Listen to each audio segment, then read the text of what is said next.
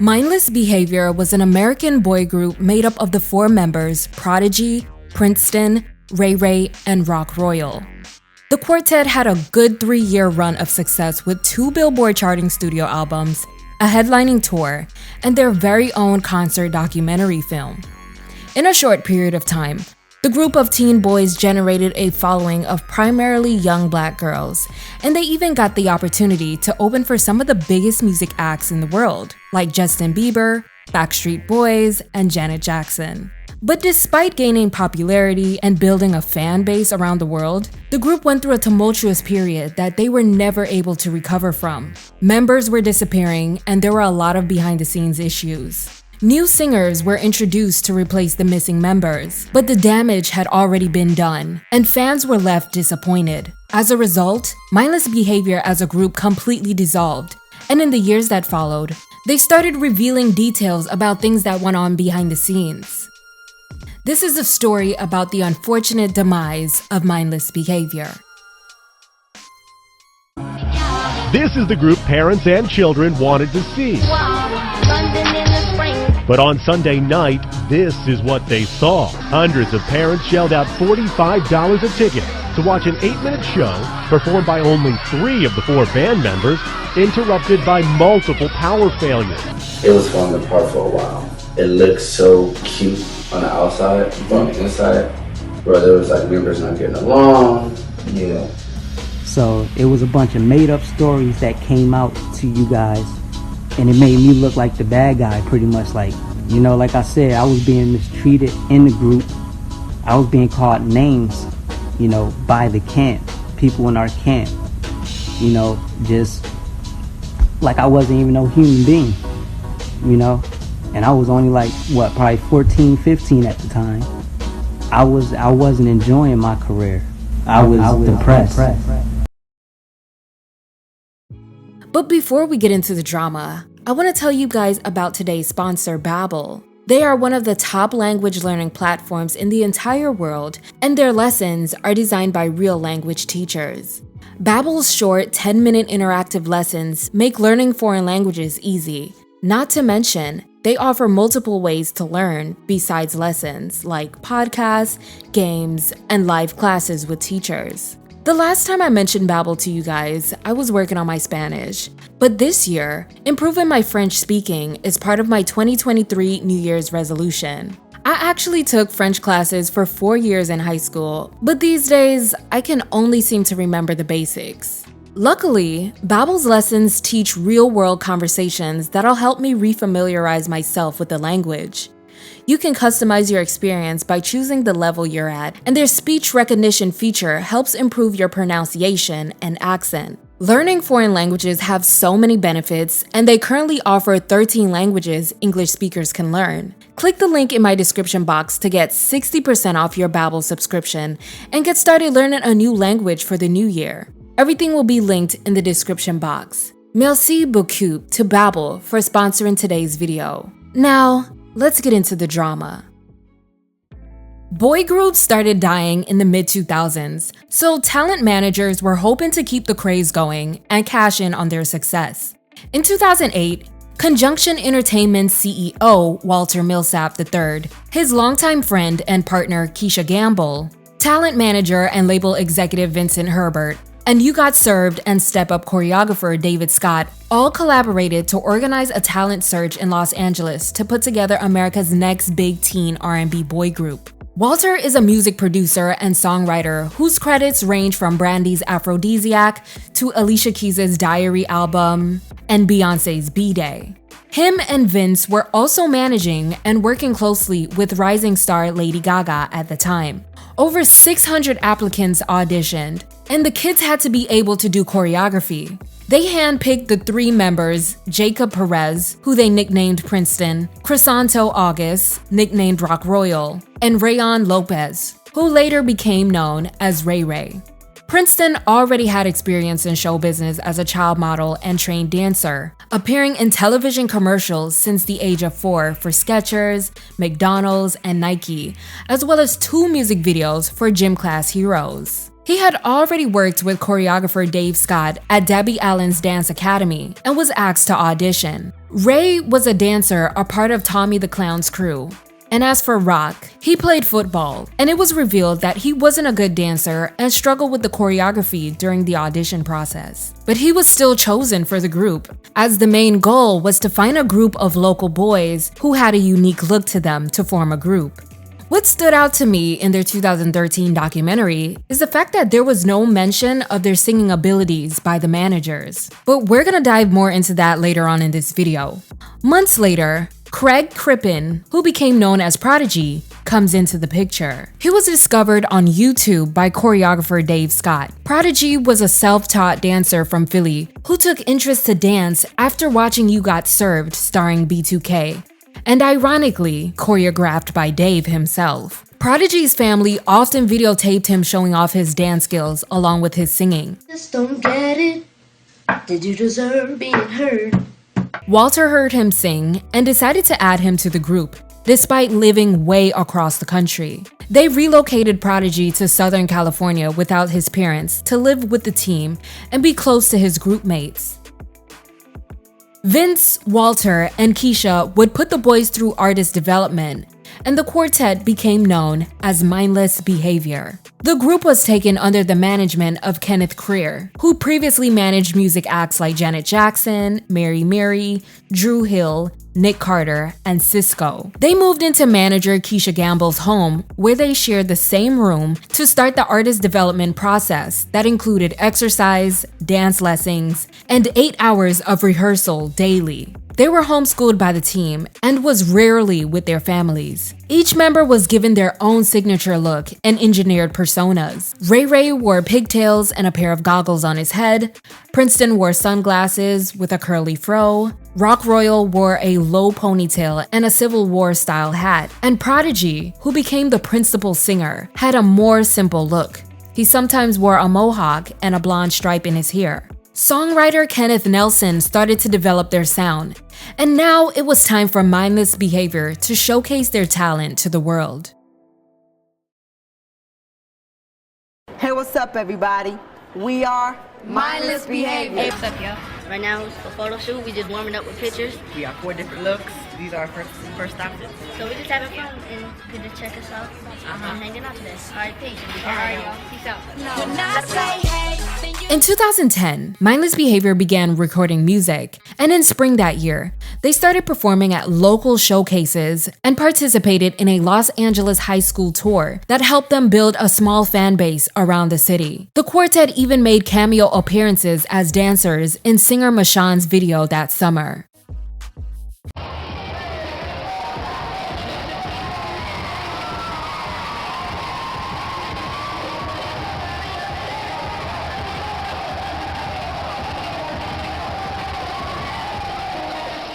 They signed a recording contract with Vince Herbert's Streamline label, which was an imprint of Jimmy Iovine's Interscope Records. And before they knew it, they were touring with the Backstreet Boys that summer as an opening act for select North American dates on their This Is Us tour. On August 24, 2010, Mindless Behavior released their debut single titled My Girl, and the accompanying music video followed 10 days later.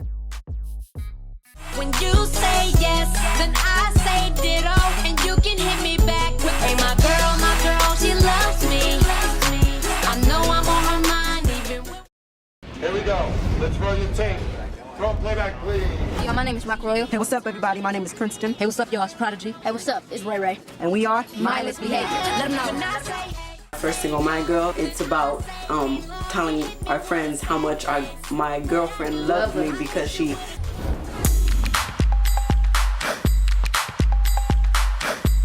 The single didn't make Billboard's Hot 100, but it did far better on the US Hot R&B Hip Hop Songs chart, charting at number 16. The 4 13-year-olds made their television debut on the Today Show to perform the song, and by the end of the year, They were touring with Justin Bieber as the opening act on his My World tour. They even toured overseas with Jason Derulo as his opening act for the second European leg of his tour up until early 2011. The three tours helped Mindless Behavior generate buzz among young girls, and they quickly shot to fame.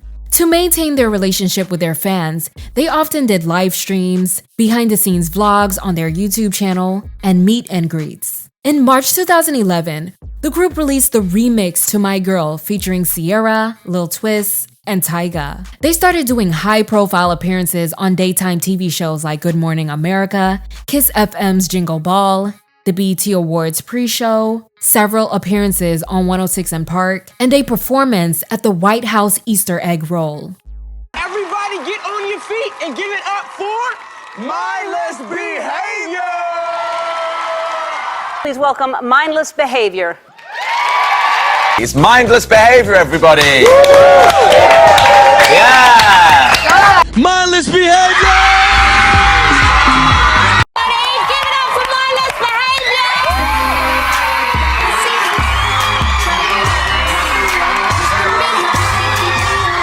Give it up for Mindless Behavior.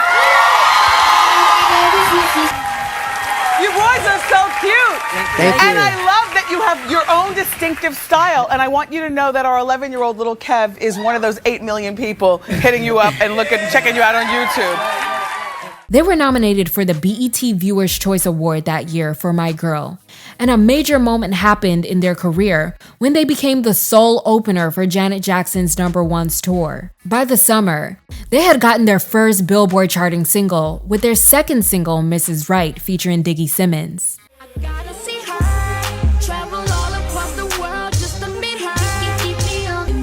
Long hair don't care long as your heart's in it.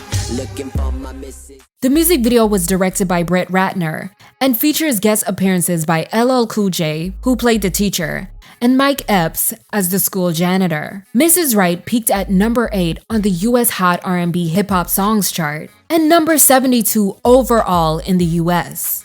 Mindless Behavior embarked on BET's Closer to My Dreams 18-city tour with Tyga, Diggy Simmons, Lil Twist, Jawan Harris, and Trevante. Their debut album, #1 Girl, was finally released in the United States in September 2011, debuting at number 7 on the Billboard 200 with over 36,000 copies sold in its first week. They also released 4 different CD covers featuring each of the boys. Prodigy sang most of the vocals, while the other members rapped and provided backing vocals for the album. However, there is a heavy presence of auto-tune on every track.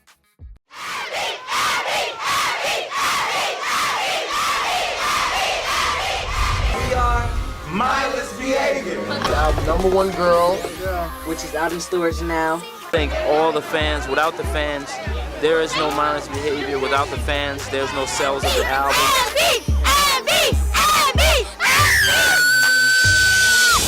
Then Mindless Behavior headlined the popular Scream tour with Diggy, the New Boys, Jacob Lattimore, Hamilton Park, and the OMG Girls.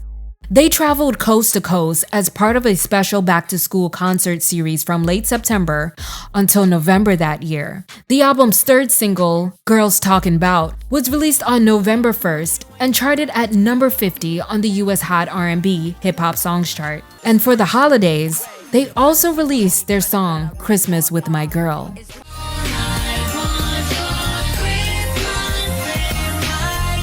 Mindless Behavior's success carried on for another year, and the album's fourth and final single, Hello, was released on March 8, 2012. But the boys would land themselves in a little bit of controversy. They won the Coca-Cola Viewer's Choice Award at the 2012 BET Awards that summer, beating out Beyonce, Drake, Jay-Z, Kanye West, and Miguel. As they were co-presenting the award for Best R&B Artist with Mike Epps, Mike jokingly tried to sing, and Ray responded with a joke about Lauryn Hill's tax situation, for which she went to prison for. One of y'all's Mr. Dalvin in the group. You? Oh yeah! Come on, which one's Mr. Dalvin?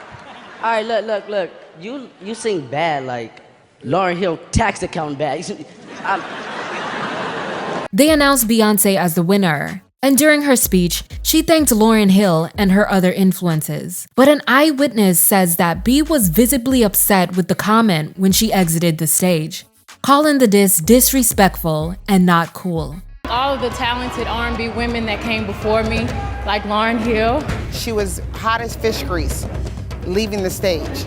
Mindless Behavior issued an apology via their official Twitter account saying, "We meant no harm to our girl Lauryn Hill last night. It was a bad joke. We're big fans and hope you're not mad." The joke was most likely written by one of the show's producers, since BET do have a bad track record for making celebs read distasteful jokes off the teleprompter. Nonetheless, Mindless Behavior didn't seem to lose any support. The group headlined their first and largest US tour. The #1 Girl Tour started on July 5th and ended on August 18th that year, traveling to 25 cities with Jacob Latimore, Lil Twist, and Kayla Brianna as opening acts. By this time, the album had sold over 275,000 copies in the United States alone, and had racked up more than 142 million views on YouTube. So now it was time to get to work on a sophomore album. But this is where things start to crumble.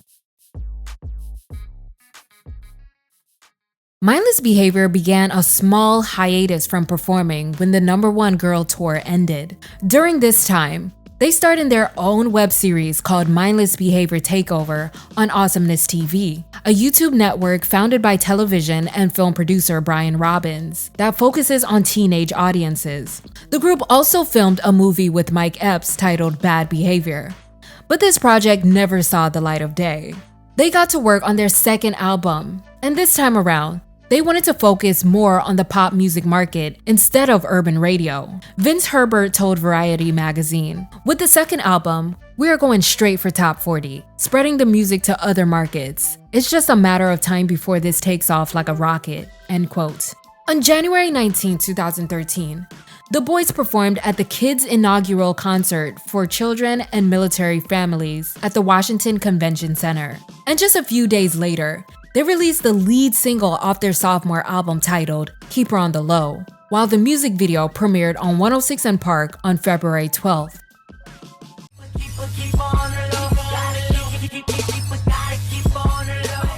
But the lead single turned out to be a major disappointment commercially, as it failed to debut on any US chart, and the performance of the other two singles, All Around the World and Used to Be, were pretty much the same.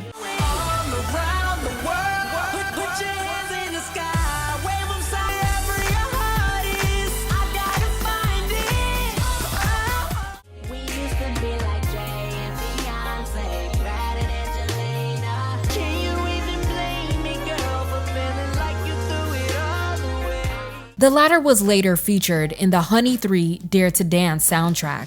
But Mindless Behavior still pushed through and released their long-awaited sophomore album All Around the World on March 12th that year. Just like their first album, they released different CD covers featuring each member in addition to the official cover. The album features guest appearances by Soulja Boy, Jacob Latimore, and Lil Twist, and a documentary concert film that chronicled the group's quick rise to fame and their #1 Girl Tour was released in theaters to accompany the album's release. It was shown at 117 AMC theaters nationwide, making on average $4,500 per screen, and the group went on a 12-city marketing tour for both the album and film.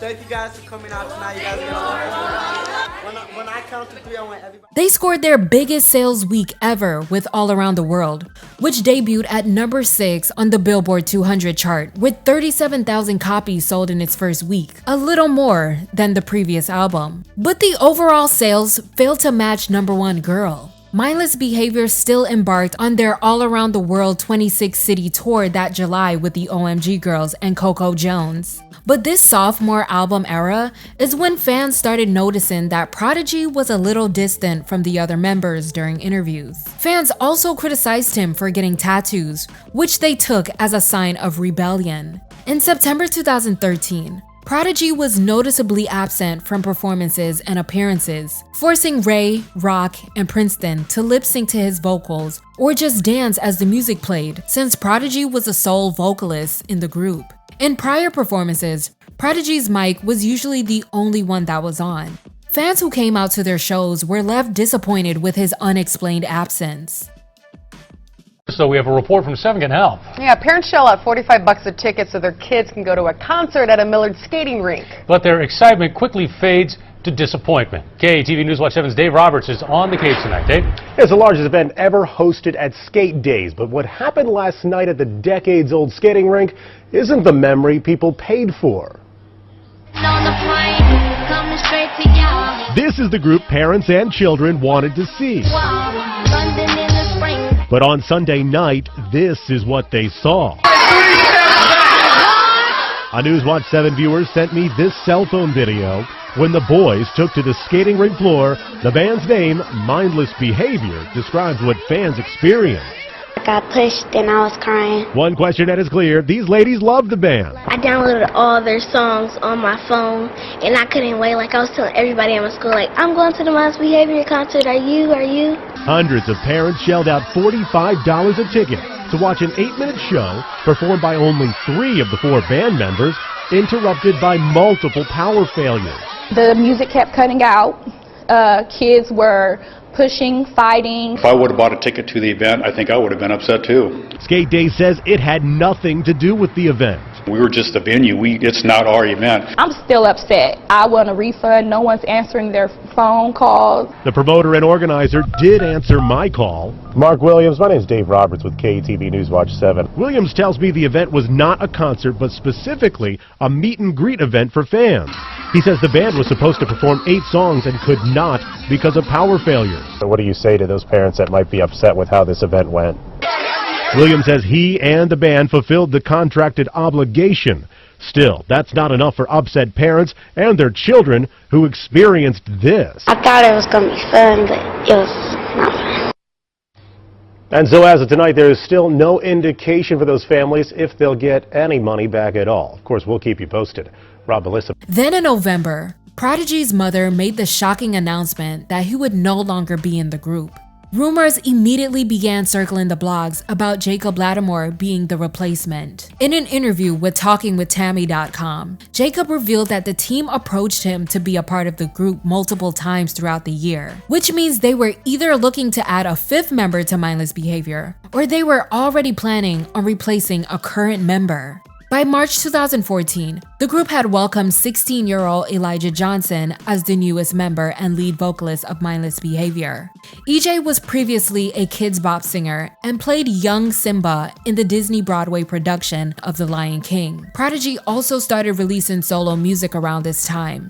The group severed ties with Interscope Records that year and signed a new recording contract with Sony Epic, and was ready to move forward with live performances and new music.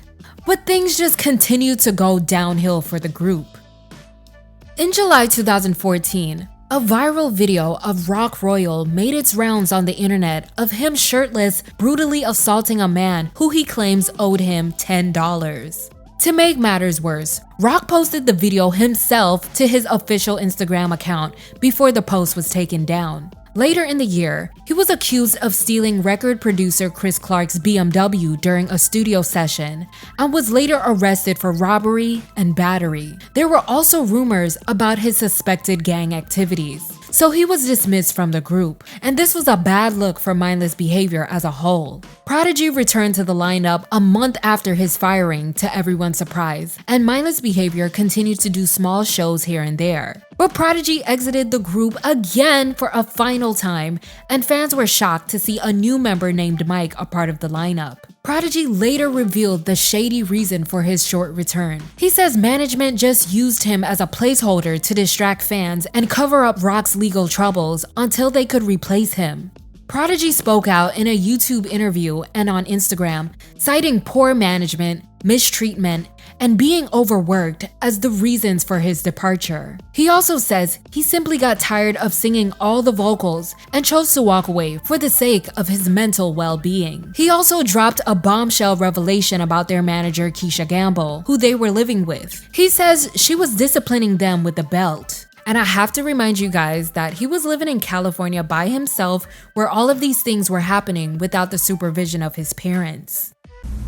I didn't leave the group to pursue a solo career, what happened was I was getting treated bad in the camp. You know, I was being called names.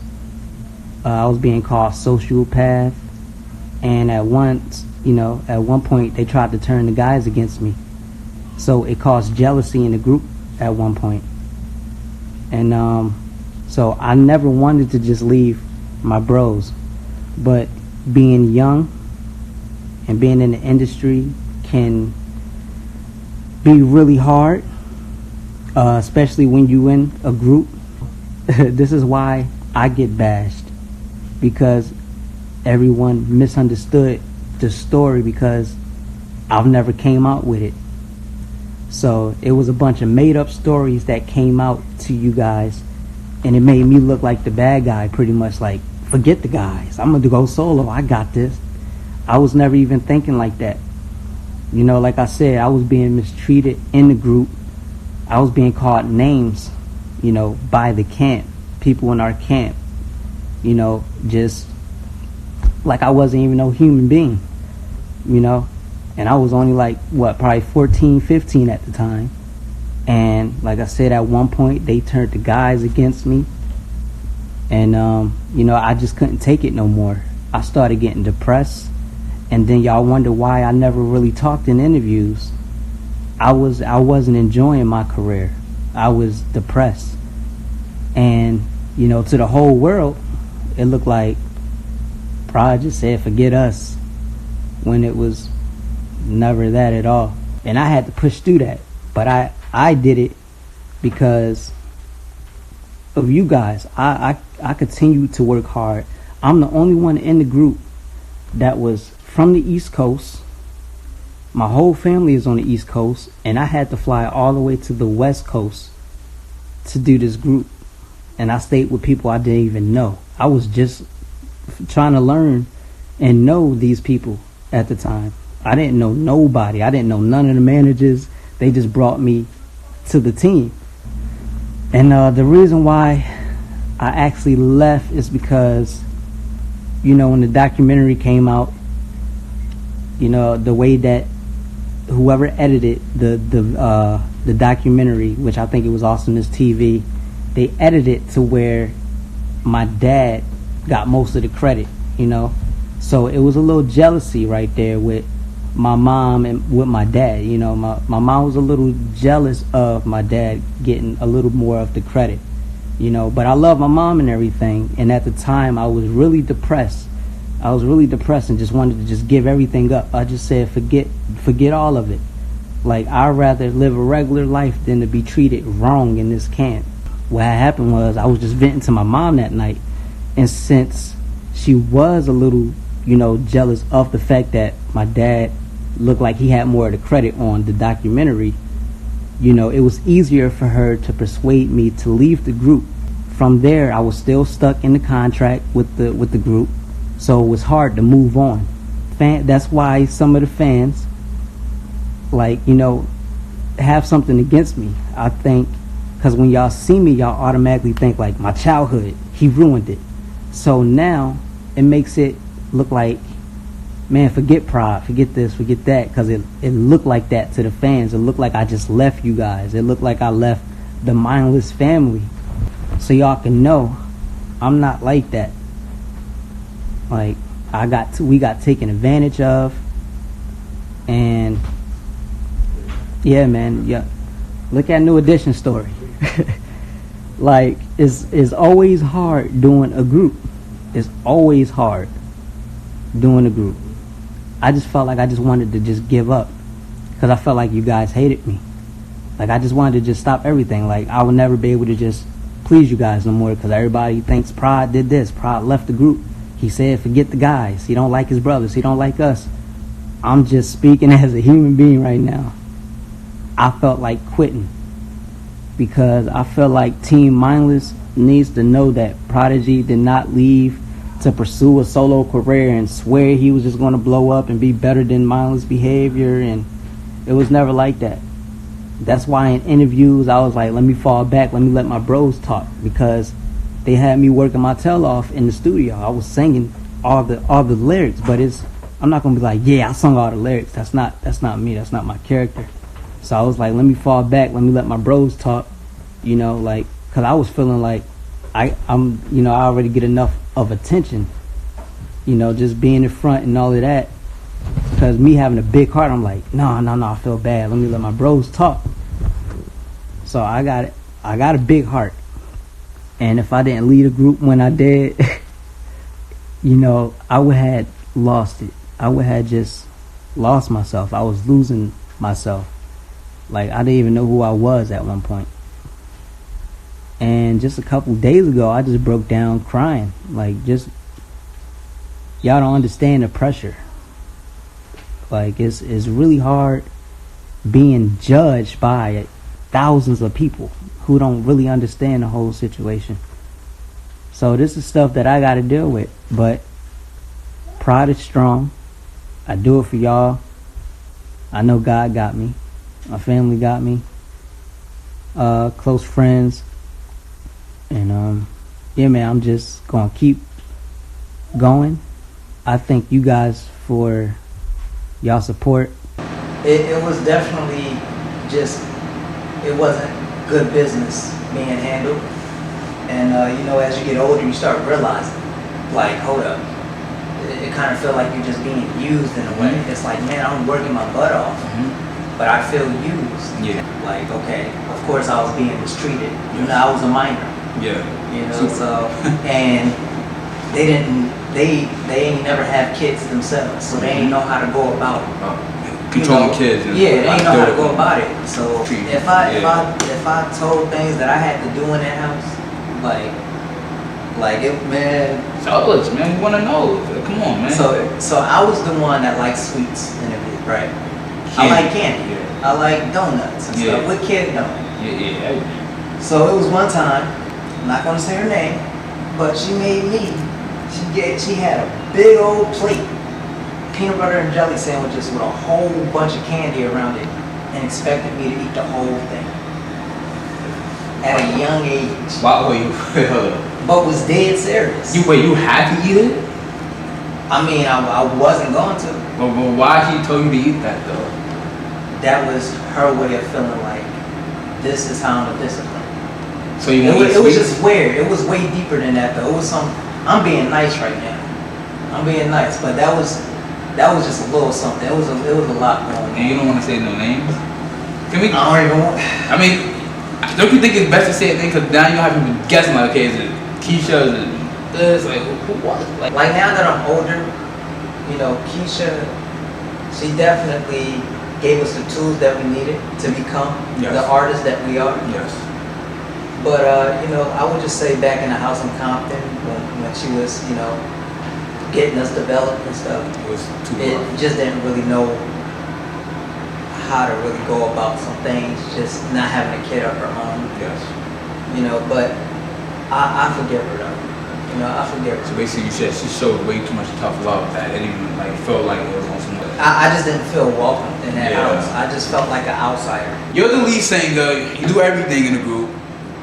They don't. Is it like do they want you to talk in interviews or something? Or because like I seen Prince talking the whole time.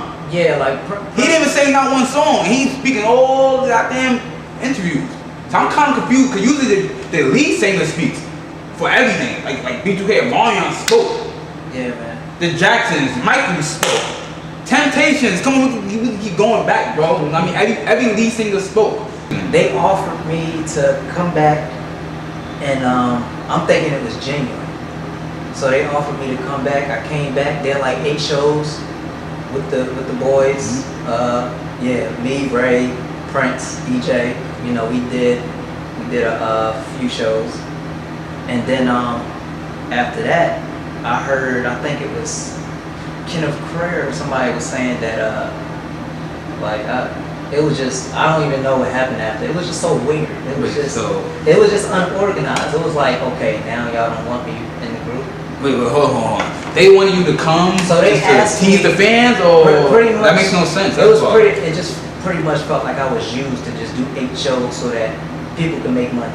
Did you make money? Because it would have been weird with just, you know, like it would just be weird. It would just be weird. So pretty much, it was just using me to get them back. And that's just the truth. Did they pay you for those 8 shows?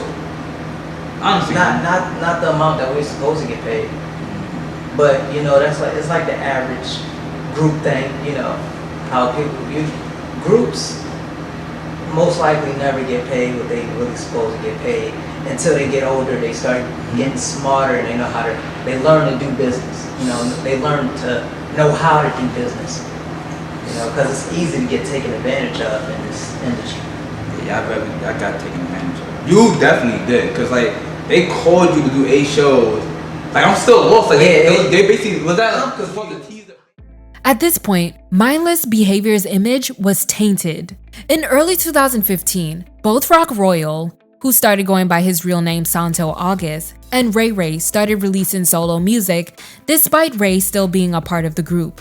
The new Mindless Behavior lineup began working on new music with different writers and producers, including R. Kelly. Anyway, the production value of their music and videos had severely declined at this point, and the label ended up shelving their 3rd album that year. In September, Ray Ray exited the group due to creative differences and issues with management. He says he hated the direction of the new music and accused Sony executives of sabotaging his solo endeavors. Ray says he landed the lead role on the Netflix drama series The Get Down and another role in the Static Shock series. But the people at Sony interfered with those opportunities. He went on to allege that the group parted ways with Interscope and Streamline because the label breached their contract by allegedly trying to sign Prodigy as a solo act behind their backs. So what it was, towards the very end, yes, because we started to get older. You have to understand, it's like, again, I hate to like be repetitive, but we're from the streets. So all money was good money. You know what I mean? Like, as long as we were doing better than before, it was kind of like that type of thing. And it wasn't until later on in the career did we actually like stop being naive and was like, okay, where's the money? You know, and shit like that. And you know, there was, you got bad people, you got good people in the industry. Yeah. And we dealt with both. Yeah. So it was just like one of those things where it was just like bad team. Definitely taking advantage. Yes. You know what I mean? Like New Edition. Like New Edition. Literally. There was so much things behind the scenes that was going on that I think everyone kind of needed a break. The world wasn't ready for it. Yeah. But if y'all were in our shoes, you'll understand. Like, I left, or just like on my behalf. Yeah. So I left literally the day I survived a terrible accident. Because that was like a wake-up call to me. I was like, damn, if I would have died in this moment, I would have been a pissed angel. Like, because I didn't get to express my form of art. Yeah. I was someone's puppet, someone's idea of a musician. Yeah. You know what I'm saying? I wasn't naive anymore. I was seeing little shit. I was seeing, you know what I mean, just the facades and the fraudulent you know, things that were going on. So that was just like really like a call for me to be like, okay, I gotta step away from this. Plus, it was falling apart for a while. People don't know that, but it was really falling apart for a while. Like, it looked so cute on the outside, but on the inside, where there was like members not getting along. Yeah. You know, there was teams trying to keep us away from certain people. But it was just so much going on. Yeah. Prod had to leave. He had to leave. Why you say that? He had to do that to get better. Prod, you gotta understand, he came from, I think, Philly. You know, he came to LA. No parents, nobody. Just started staying out in LA with us, developing with us. It's just a child ripped away from his family. That's already a lot in itself. Yeah. Now you're put in a position to be the lead. Now you have to carry a brand. Though we all carried it together, and the consumer eyes, it's a lead. It's like the Mariante. Yeah. So now he just had just so much pressure, and he had to learn discipline. We're 13 years old. You know how hard it is to learn discipline? We literally had books, like weekly books with new schedules that we had to abide by. Wake up, eat breakfast, stretch, workout, after workout, 3 hours at home school, after 3 hour home school, go to the studio, after studio, do rehearsals, after rehearsal, do another workout, after that workout, then dinner, then it was like we were like robots. So then we had to learn. After all that, it was like, okay, now you're going on the road. So here are your rules when you go on the road. You can't do this, you can't do that, you can't do this. You do this, you do that. But like there would be times where we're just literally doing so many interviews and shit that we weren't even getting sleep. And I said we're 14, we're 15 at this. But on Prod end, I feel like he had to take on a bit more than us, not because of the league, but like I said, he was tore away from his family as a kid. You get what I'm saying? Yeah. He actually missed, though we all missed our family and shit like that, he missed his a bit more than everybody else. Yeah. And I'm not really going to speak on his behalf, but there was just a lot of shit that he just had to deal with the team and with, you know what I mean, and shit like that. Do you think that the fans treated Prod the same as they treated you, Rob, and Grunt? Even with Prod being the lead singer, he wasn't the biggest in the group. You feel like he was like muted, right? Like not muted, but you know, people just attracted to their favorites. Everybody had their own style. Yeah, you know what I mean. It was the hair, the two braids, the colors, you got the mohawk. Yeah. So, like I said, though he was the lead, he wasn't the biggest because everybody had their own thing. We're staying at R. Kelly's house, right? And he wanted to do a few tracks for us. And I was so not feeling it. At this point, I'm so out of touch with the group. And bro, we're in the studio, and R. Kelly's like, y'all gotta hear these songs, man. Blah, blah, blah, blah. And I'm sitting in the studio, I'm not feeling nothing. You know what I mean? Yeah. Ray, you gotta get in the studio to do this. And I'm like, no, I won't. This is me meeting Mike. And already, they're talented. Yes. Do not get me wrong. But they will never be mindless behavior. I don't care what differences me and other members got between Jacob and I, or Prince and I, because we haven't talked in years. We don't talk. Pride and I, we stay connected. Like I said, Rock and I I don't care who got whatever going on. That's mindless behavior. Yeah, mindless behavior. That's what everyone says. Period. Yeah, you can't play shots. It's like, yeah, we watch how I grew up. Like, we all grew up together. Exactly. So it's like, yo, no disrespect to E, J, and Mike, but it's like, y'all just can't, it just can't happen. Yeah. No, yeah. They begged me to record this one verse. And so I did. I recorded like half of it, I think. I don't even think I recorded it for them. And I'm listening to the music and I'm just like, this isn't me. This isn't me, bro. Like, we're talking about like getting the hickey on our necks, and I'm just like, no, seriously, like I'm 17 now. You know what I mean? I'm 17, 18 at this point. What the fuck are we singing about? Yeah. We were with Interscope. Okay. And then how we got out of that deal is when Prod left, some grimy shit happened, and so we were able to get out of that deal with no difficulties. You mind saying what happened in that grimy shit? I mean, it's up to you. Like you said, you know, you family, bro. Yeah, so if I'm not mistaken, I think they were trying to sign Prod behind our back or some shit like that. So that was a breach of contract. So we were able to leave, right? Then we went over to Sony, and then there was a point where I was the only one not signed to Sony because I didn't like the people we signed to. They just messed up a lot of business for me. Like there was a show called The Get Down. It's on Netflix. Yeah, it was based out of New York. Yeah, I know. So I went to do the audition, my first time ever doing an acting audition, and I landed the lead role for that show. The person who was signed with under Sony just shut it down. No. Every email they sent, his response was no. And then he had the nerve to call me saying they didn't want to negotiate. Then the same thing happened. A week later, I went out for another role for Static Shock. Remember that cartoon? That shit was fire. So I went out for the role of Static Shock, got it. He did the same thing, and that's when I realized, like, okay, I gotta go. Because he was messing up so much money. Like, just for the Netflix role, I think it was 13 episodes. They was willing to do like 35K an episode. he was just messing up big money. Yeah. So then remember Jaden was in the show. Yeah. So then they booked the lead role. This is before I got my contract. They ended up booking the lead role. They didn't have Jaden for that role yet. Well, I think they did have him in mind, but then they really wanted me. They was like, yo, we got this role for you. He's kind of androgynous, you know, whatever. We'll pay you more. So they went up a whole extra 10K. He still said no. And I was just like, I can't do this. Yeah. So then we were all under Sony. And then I think eventually we were gone for so long. I think that deal just kind of went under the table. And then by the time the 2 new members came, we were kind of like independent. You know what I mean? Plus we pretty much had like the money to do it ourselves. You know what I mean?